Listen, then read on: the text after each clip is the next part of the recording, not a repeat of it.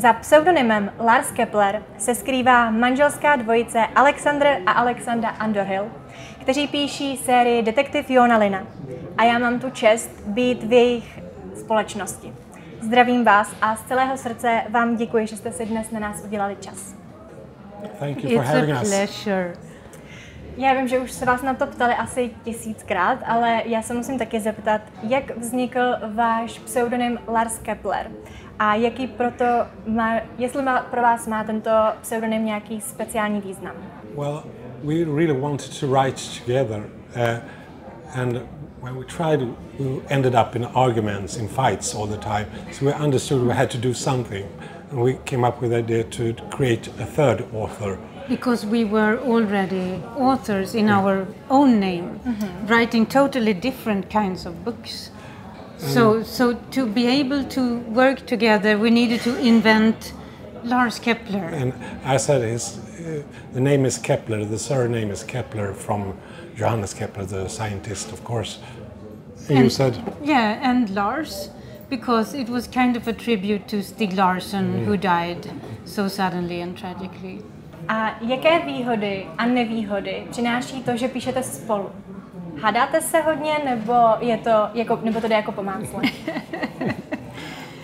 Actually, we only have felt advantages because writing is a very lonely thing to do, and suddenly we are not lonely anymore. Of course, there have been some fighting, but just a little bit. True. A když se takhle zeptám, tak o čem jste se třeba v poslední době hádali, co se týče psaní? Well, sometimes, we exchange text all the time. We sit side by side with one computer each, and we email text together, like playing to each other. And sometimes I write something which I think is brilliant, and when I get it back, Alexandra has, just deleted it, and I save the copy, so I can just, paste in my old text again, and then I email it. But when it comes back again, deleted, we have to say, well, let's talk about this. A to byla moje další otázka. Pro mě je strašně zajímavý, že vlastně píšete jednu knížku, ale jste dva. Takže jako aby si naši posluchači, nebo vaši čtenáři dokázali představit, jak vlastně probíhá ten proces psaní. Jestli pracujete na jednotlivých částech knihy odděleně, anebo na každém tom detailu pracujete spolu, jestli to nějak jako spolu probíráte. It's a very good question, and sometimes I ask myself the same question. How does this work? Yes. But I think for us it's very important to know exactly what book we are writing, since we are two different persons. So we make the plot out very, very carefully. We know exactly what everyone are doing in the book, where the book is going. But then when we sit and write, something else happens. The book comes alive in a way, and that is the magic part of writing.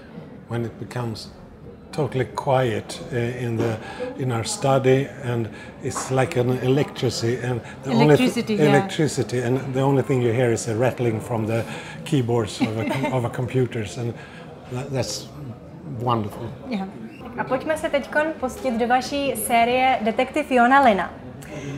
Ta momentálně čítá 9 knih. Nejnovější knihou je Pavouk. A všemi těmi knihami nás provádí právě Jona Lina, což je velmi fascinující postava.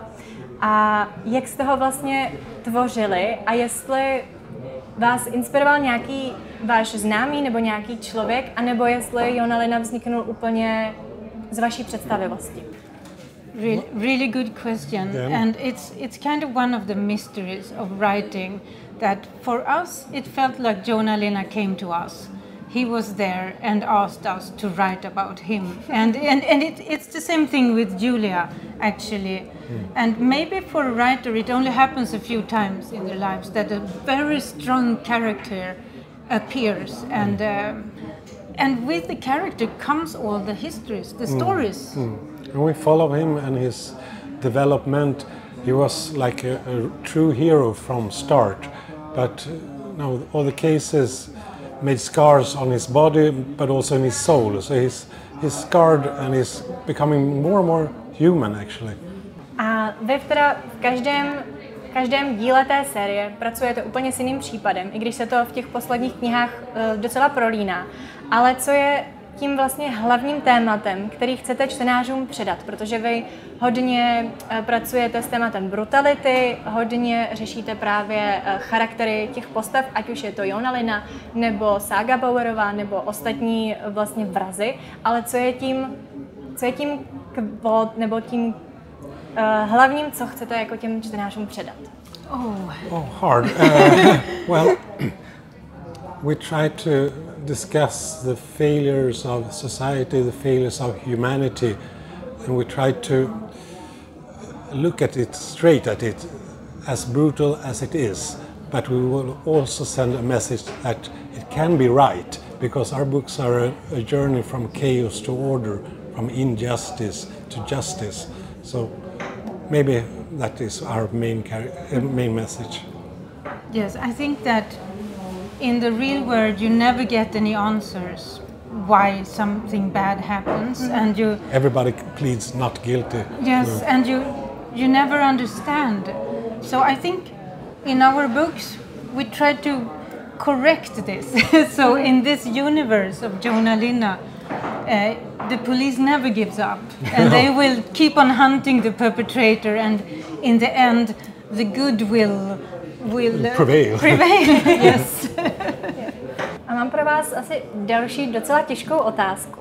Ale kdybyste si museli vybrat, tak který případ Jona Liny je pro vás nejdůležitější, nebo který se vám jako vlastně nejhůře a nejlépe psal a proč? Kdybyste si pak museli vybrat jako jeden, který byste označili za ten tak který by to byl? I think The Sandman was a very important book for us to write. It's kind of, in our eyes, the perfect Lars Kepler book, because it is very, clear in its lines, and also we meet the antagonist. We meet Jurek Walter. Yeah, for the first time. Yes, and we suddenly open the universe for this really, really bad person to come in. So it was an important book. Tak a vy jste se teď rozhodli psát novou sérii pod novým pseudonymem Alex Ahndoril. A já jsem se chtěla zeptat, za prvý, co vás k tomu vedlo, jestli už jste potřebovali trošku odstoupit od té série Jony Liny a začít psát něco jiného. A zároveň, a to je pro mě osobně hodně důležitý, jestli to jako znamená konec pro sérii Jona Lina, anebo jenom si to chcete jako prokládat novým příběhem. So no, we're not finished with the Jona Lina. We have finished the 10th book now, and it will be out after summer. Okay. And we have already started planning this next book after that in the Jona Lina series.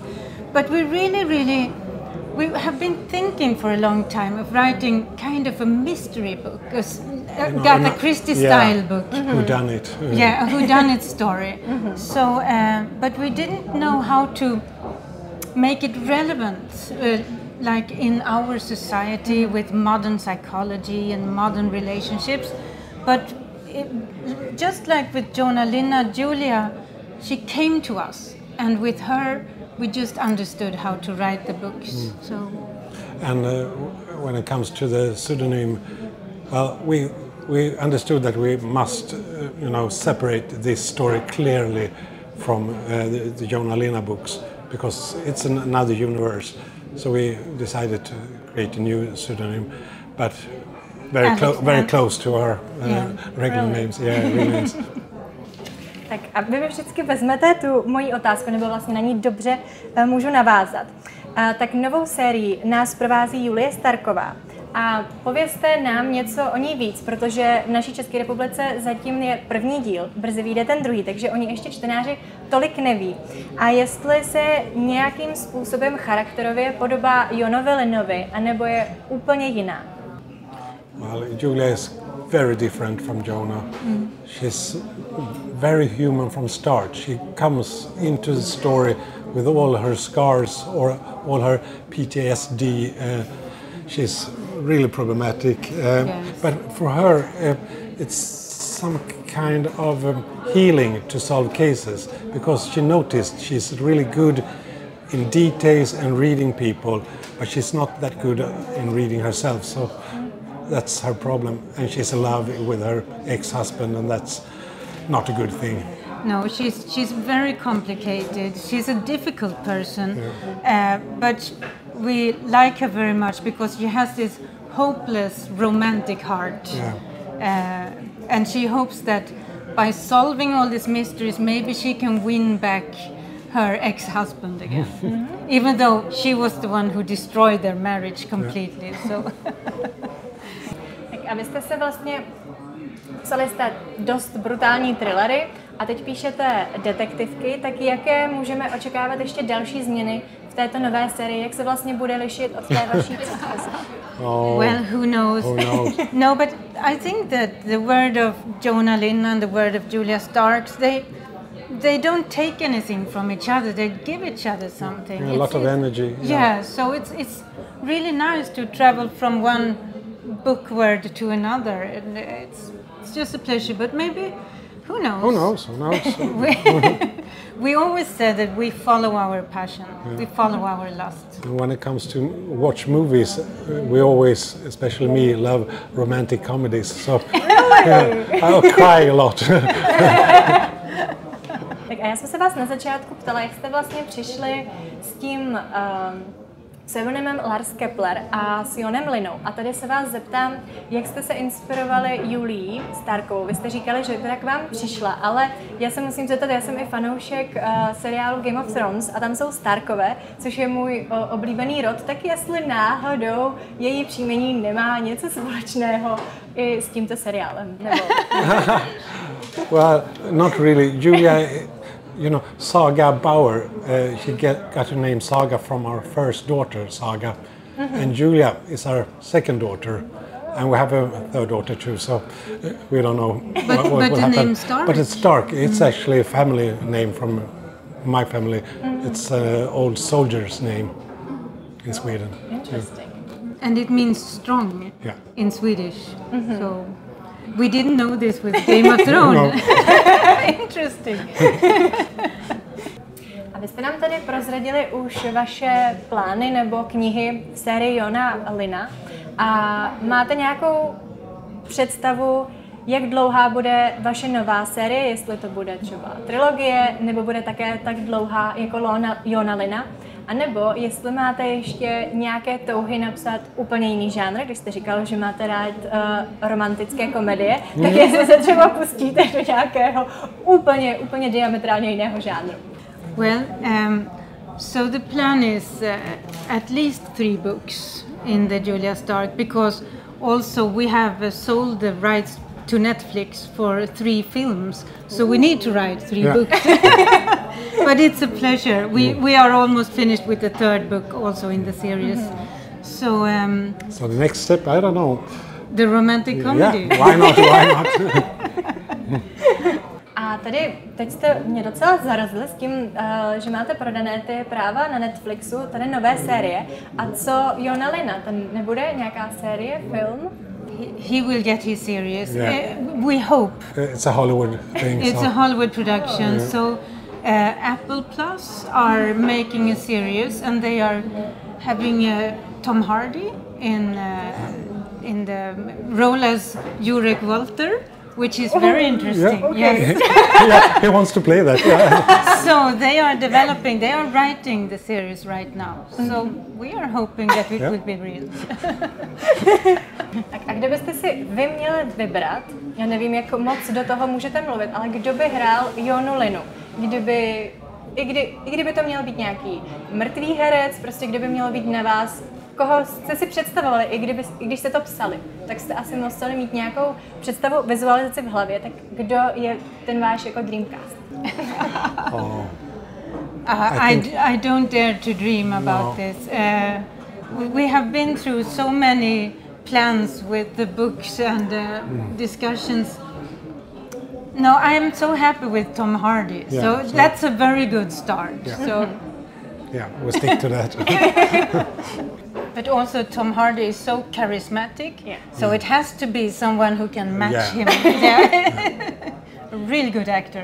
Tak já vám strašně moc děkuju, že jste si na nás a na náš rozhovor udělali čas, že jste přijeli znovu do naší České republiky a doufáme, že přijedete ještě třeba 100krát a mohu se těšit na všechny knížky, které vydáte a z celého srdce vám děkuji. That's nice. Thank you. Thank you so much. Thank you for having us.